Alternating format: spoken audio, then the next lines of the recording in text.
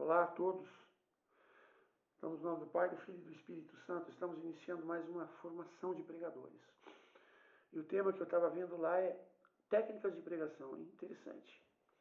Então eu tenho algumas coisas que eu elenquei lá na apostila que eu escrevi.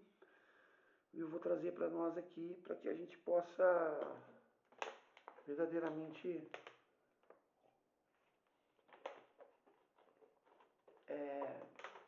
entender, né, como a gente pode melhorar a nossa pregação através de técnicas que muitas pessoas utilizam. E a primeira que eu vou falar, talvez não seja exatamente uma técnica, né, mas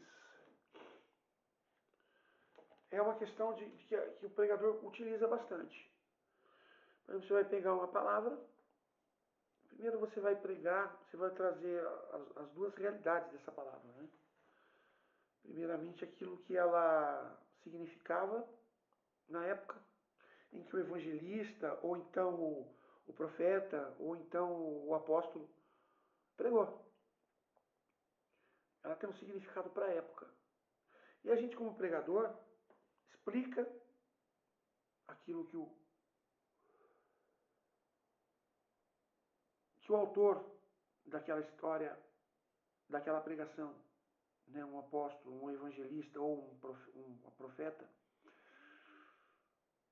falou na época e o que é, né? Depois que você pregou sobre isso, traz para os dias de hoje, fazendo uma analogia com relação àquilo que verdadeiramente é necessário para os dias de hoje, trazendo a mensagem, né? Acerca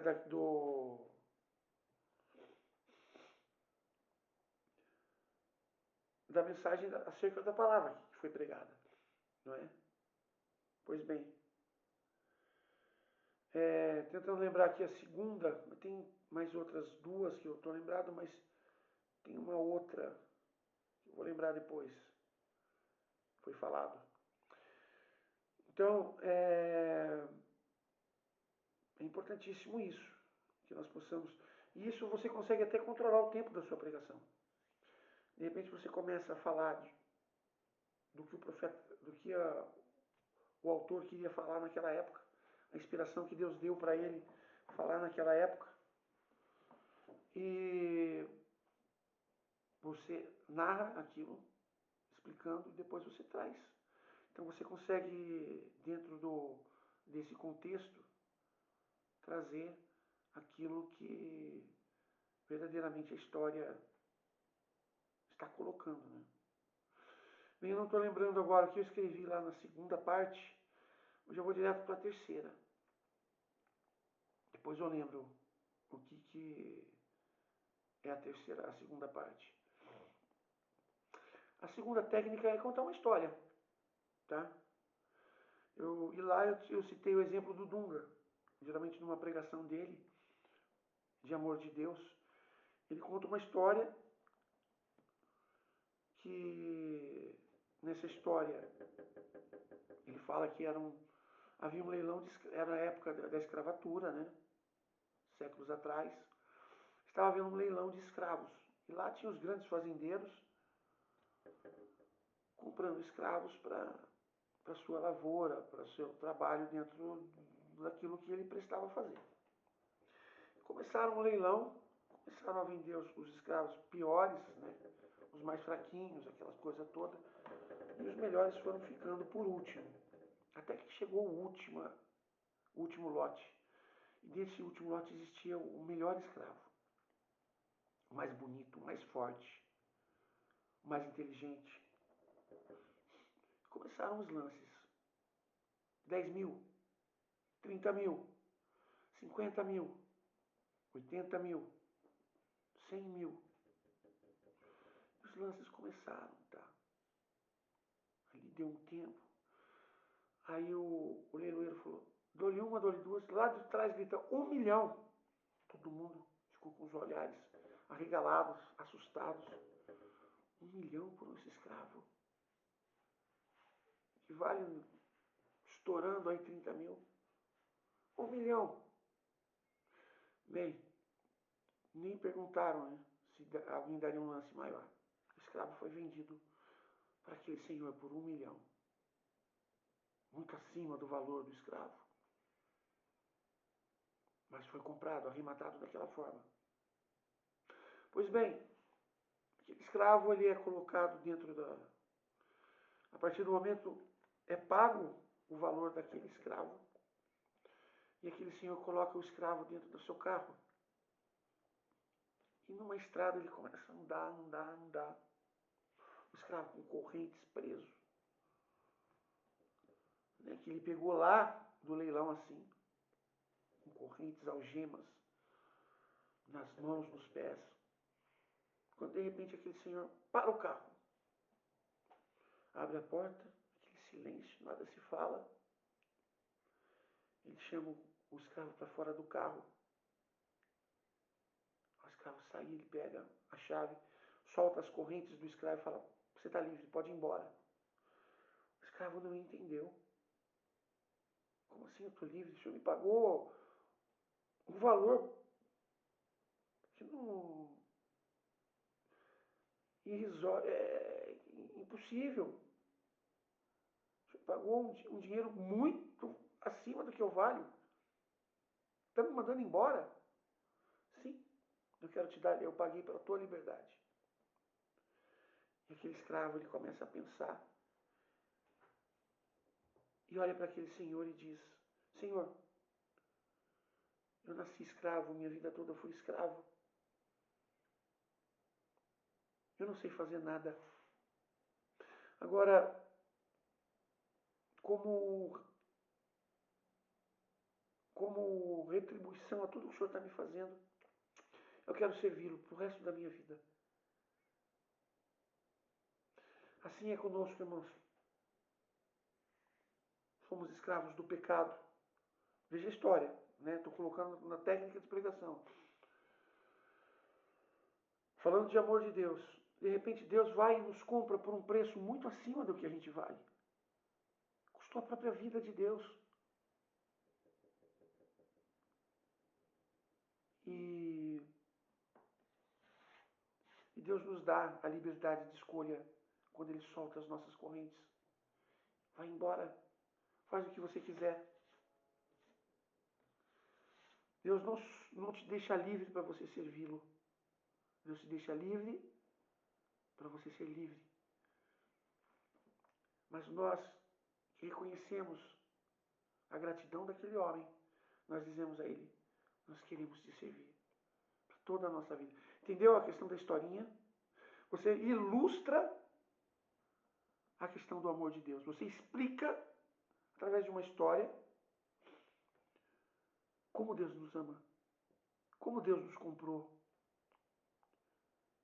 Nada mais é do que uma história bíblica, contada de uma outra forma. Essa é uma técnica. Uma outra técnica, né? Que eu não utilizo, não gosto, mas ela existe e muitas pessoas, pregadores que eu admiro, usam. Contar piada. Mas muito cuidado com contar piada. Precisamos entender que estamos lá para evangelizar. Eu não posso fazer da minha pregação se tornar um palco de stand-up comedy. É uma pregação, não é stand-up comedy. Então, tem que ser moderado. Não é? É quem tem o dom de fazer isso daí, né? Não é para qualquer um.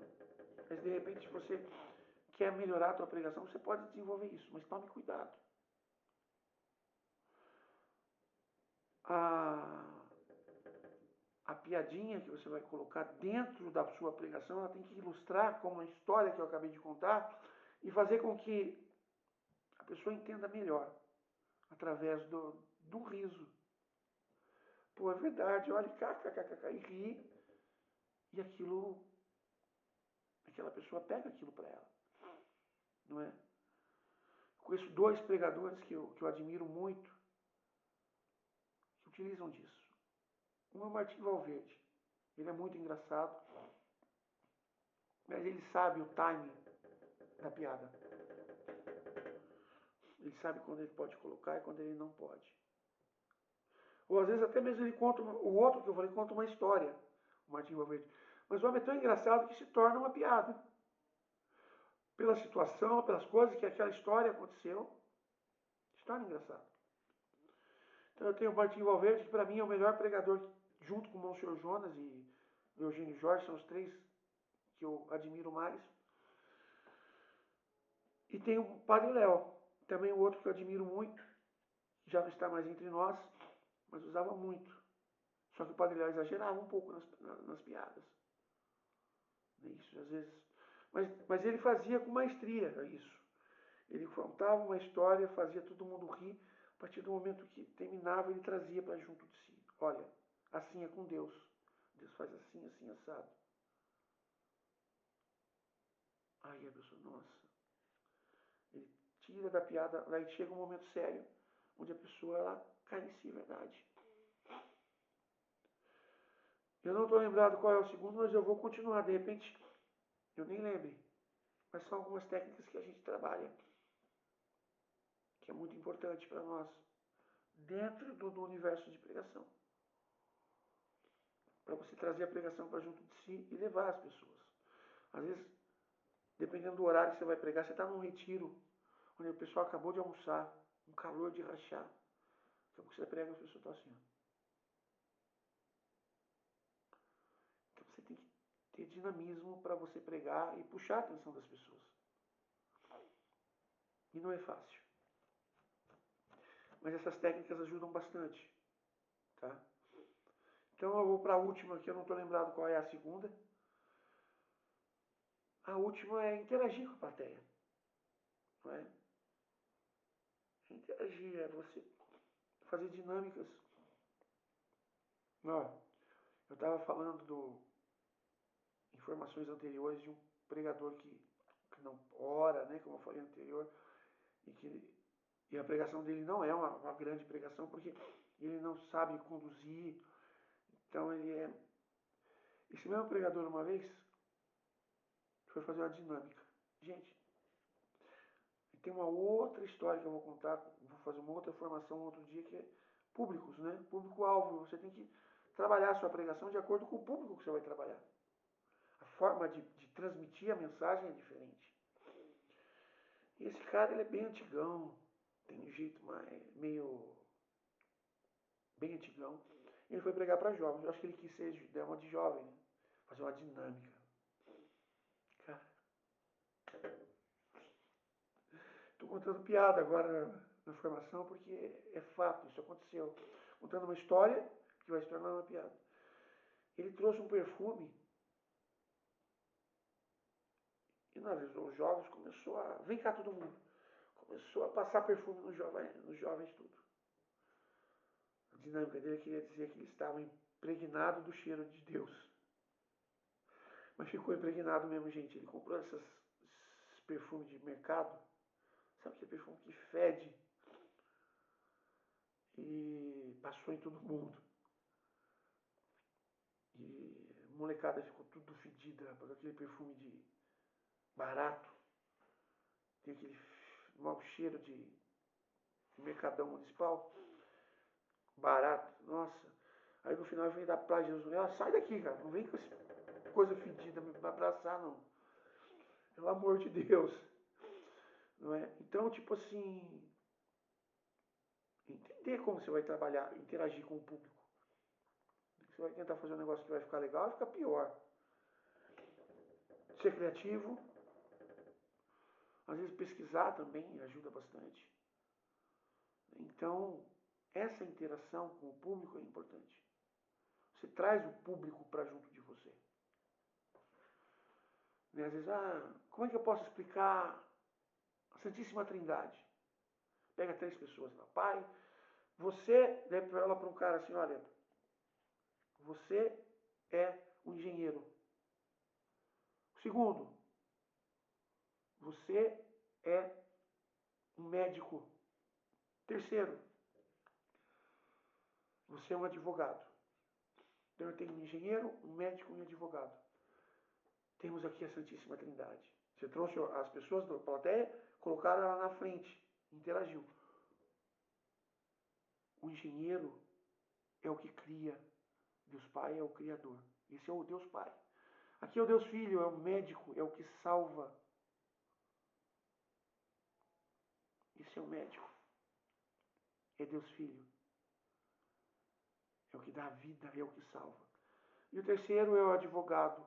É aquele que te defende, é aquele que te protege. É o Espírito Santo.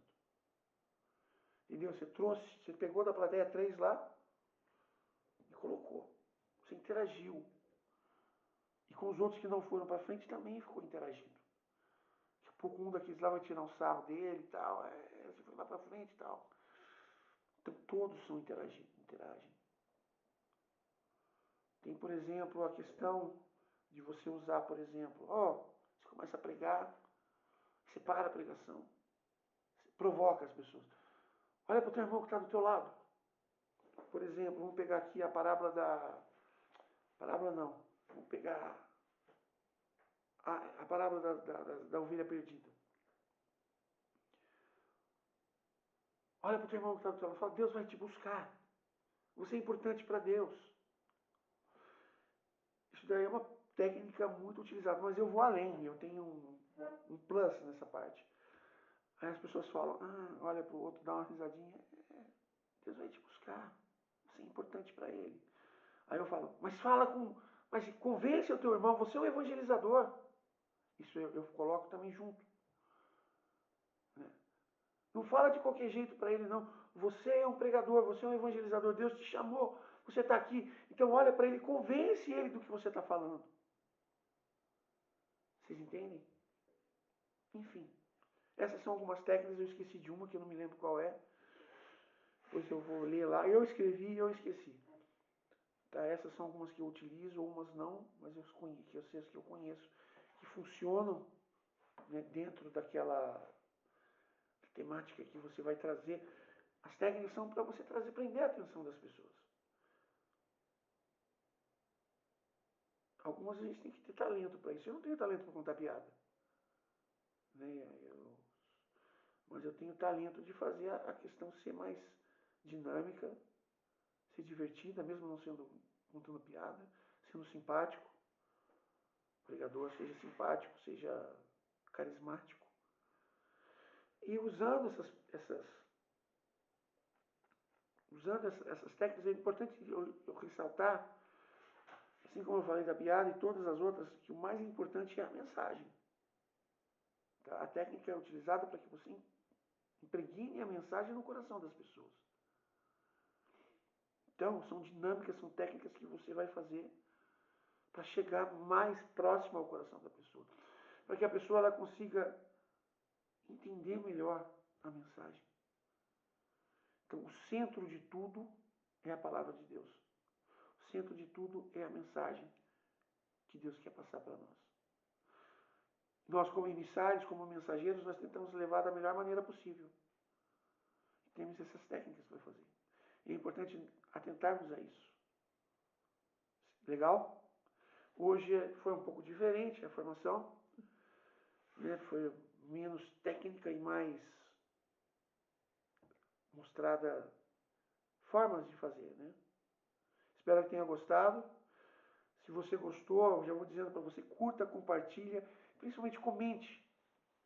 Principalmente comenta, porque o feedback daquilo que eu estou fazendo é importante. Eu saber o que você está achando das mensagens. Então, curta, comenta, compartilha. É o meu pedido para você. Beleza? Que Deus te abençoe e até a próxima. Fica com Deus.